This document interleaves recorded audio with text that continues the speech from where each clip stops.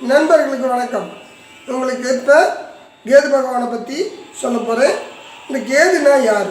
முதல்ல கேது இந்த கிரகத்திலேயே எத்தனாவது இடத்துல இருக்குது, அது ஏன் இருக்குது? கேது சாயா கிரகம். ஒவ்வொரு கிரகத்தினுடைய தன்மையை சொல்லி அந்த கேதுனுடைய தன்மையை விளக்கமாக சொல்கிறேன். சூரியன் கௌரவக்காரகன், சந்திரன் மனோகாரகன், செவ்வாய் தைரியக்காரகன், புதன் பற்றுதல்காரகன், குரு புத்திக்காரகன், சுக்கிரன் காமக்காரகன், சனி ஆயுள்காரகன், ராகு நோய்காரகன், கேது தான் ஞானக்காரகன் ப்ளஸ் மோட்சக்காரகன். ஒரு மனிதனுக்கு எல்லா கிரகம் வரும்போது ஒவ்வொன்றும் பண்ணும். கேது தான் குழப்பக்காரகன். ஒரு மனிதனை மனநோய் உண்டாக்குறதே கேது பகவானே. உடல் நோயில் கூட ஒரு மனுஷன் தப்பிச்சுக்கலாம், ஆனால் மனநோயில் தப்பிக்கவே முடியாது.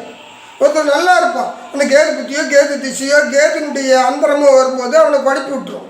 அதே மாதிரி இந்த கேது சும்மா நினச்சிக்காதீங்க. அஸ்வினி மகம் மூலம் இது மூணுத்துக்கு அதிபதி. அவர் விருச்சகத்தில் உச்சமும் ரிஷபத்தில் நீச்சமும் பெறுறார். இவருடைய கோயில் எங்கே இருக்குதுன்னா பூம்புகாருக்கு பக்கத்தில் கீழ்பெரும் பள்ளம்.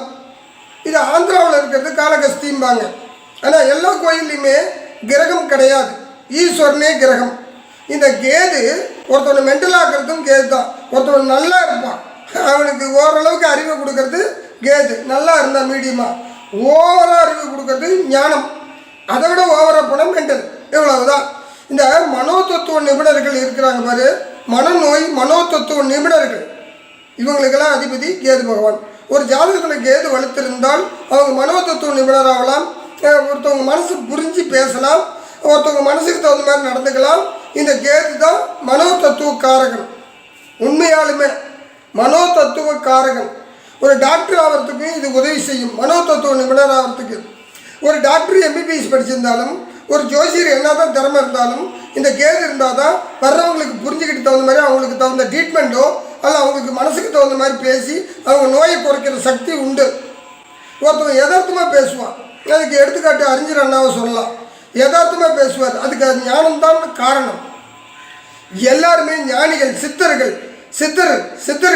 அதே மாதிரி ராகவேந்திரர், அது ராமகிருஷ்ண பரமகிருஷ்ணர், அதே மாதிரி ராமலிங்க வள்ளலார், இவங்கெல்லாம் ஞானிகள் ஆகிறதுக்கு முக்கிய காரணமே கேது பகவான். வேறு வித்தியாசமாக இருக்கும்.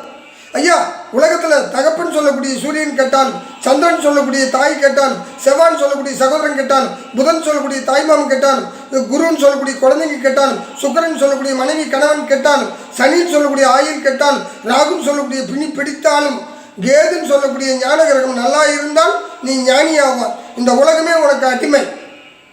கேது மட்டும் நல்லா இருந்தால். நான் இத்தனை கிரகத்துக்கு இவ்வளோ வேகமாக பேசுறது கிடையாது. கேதுனுடைய தன்மை யாராலையும் புரிஞ்சிக்க முடியாது. ஞானம் உள்ளவன் மட்டும்தான் கேது கிரகத்தை புரிஞ்சிக்க முடியும். எனக்கு தெரியும் அதை பற்றி. ஞானம் உள்ளவன் பேராசைப்பட மாட்டான், ஆசைப்பட மாட்டான். ஞானிக்கு இந்த உலகம் அடிமை. அஞ்ஞானிகள் தான் இந்த உலகத்துக்கு அடிமையாவார்கள். அவங்க ஞானி உண்மையாலுமே எதுக்குமே அடிமையாக மாட்டான். இந்த உலகத்தையே தன் காலில் போட்டு நிறுத்துவான். அவனே சித்தர். தெய்வீக புருஷர்கள் தெய்வ நிலை அடையிறதுக்கு எல்லாரும் கேட்பாங்க, தெய்வத்தை அடையிறதுக்கு என்ன வழின்னு. உன் ஜாதகத்தில் கேது இருந்தால் அது தெய்வம். அது இன்னொரு விளக்கமும் சொல்கிறேன். அது 9 இடத்துல எப்படி 12 இடத்துல எப்படி இருந்தால் சொல்ல முடியும். அதே மாதிரி அது அடுத்தரம் உங்களுக்கு தனித்தனி வீடியோ போடுறேன். ஆனால் இருந்தாலும் இந்த கேது உங்கள் ஜாதகத்தில் நல்லா இருக்கணும். இது நல்லா இல்லாட்டினா உங்களுக்கு இந்த சில பேர் மென்டல் ஆகிறதுக்கும், சில பேர் சட்டை கழிச்சிட்டு திரியறதும், பேராசைப்படுறதுக்கும், பைத்தியம் பிடிச்சி திரியறதுக்கும் இந்த கேதுவே முதல் கிரகம். இந்த கேது திசை வரும்போது சீர்காழிக்கு அண்ணாண்ட, சீர்காழி அல்லது மயிலாடுதுறை தாண்டி பூம்புகார் போகிற வழியில், பூம்புகாருக்கு 3 கிலோமீட்டருக்கு பக்கத்தால் இருக்குது இந்த கீழ்பெரும் பள்ளம். இந்த கோயிலுக்கு போயிட்டு வந்தால் ஒரு மனோநிலை, மனக்கவலையில் உள்ளவங்களுக்கு நோய் நீங்கும், இல்லை மனக்கவலை நீங்கும். நான் இன்னொன்று நல்லா சொல்கிறேன். நோய் செத்தவன் 10 பேர், கவலையில் செத்தவன் தான் 90 பேர். இந்த கவலைக்கு ஒரே கோயில். இந்த கேது பகவானை பற்றி யாருக்குமே தெரியாதனால அவங்க கஷ்டப்படுறாங்க. அதனால் கேது பகவானை வழிபடுங்க. இதுக்கு அதிபதினு சொல்லக்கூடிய ஒரே கடவுள் விநாயகர் பெருமான். விநாயகர் பெருமானை வழிபட்டு வந்தீங்கன்னா உங்களுக்கு புத்தி தெளிவாகும். இறைவனை வழிபடுங்க. அவனின்றி ஒரு அணுவும் அசையாது. நன்றி, வணக்கம்.